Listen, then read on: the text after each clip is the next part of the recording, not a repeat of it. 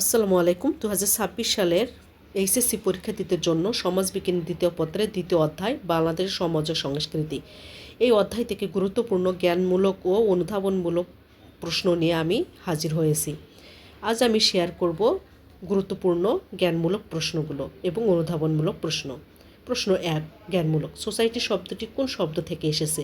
Latin শব্দ সোশিয়াস থেকে society শব্দ এসেছে। 2, সংস্কৃতি ইংরেজি প্রতি শব্দটি কোন শব্দ থেকে এসেছে? ল্যাটিন শব্দ কোলিয়ার থেকে এসেছে। 3, কলিয়ার শব্দটির অর্থ কী? কলিয়ার শব্দের অর্থ কর্ষণ বা চাষ করা। কালচার শব্দটি প্রথম কে ব্যবহার করেন? কালচার শব্দটি ব্যবহার করে ফ্রান্সিস বেকন। প্রিমিটিভ কালচার গ্রন্থটির লেখক কে? ইবি টেইলর। সংস্কৃতি কত প্রকার? সংস্কৃতি 2 প্রকার।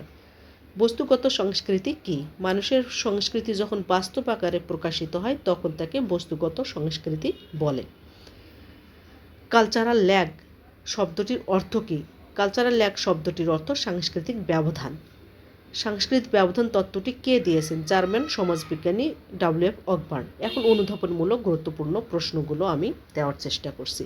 1 নম্বর, মানব সৃষ্ট সব কিছু সংস্কৃতি, উক্তিটি বুঝিয়ে লেখো।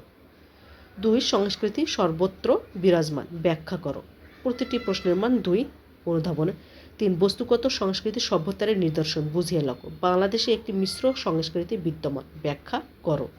5, বাংলাদেশের গ্রামীণ সংস্কৃতি অনেকটাই কৃষি নির্ভর, ব্যাখ্যা করো। শহরের মানুষেরা আত্মকেন্দ্রিক, ব্যাখ্যা করো। 7, সাংস্কৃতিক ব্যবধান বলতে কী বোঝো? এই ছিল অনুধাবনমূলক কোশ্চেনগুলো। ধন্যবাদ।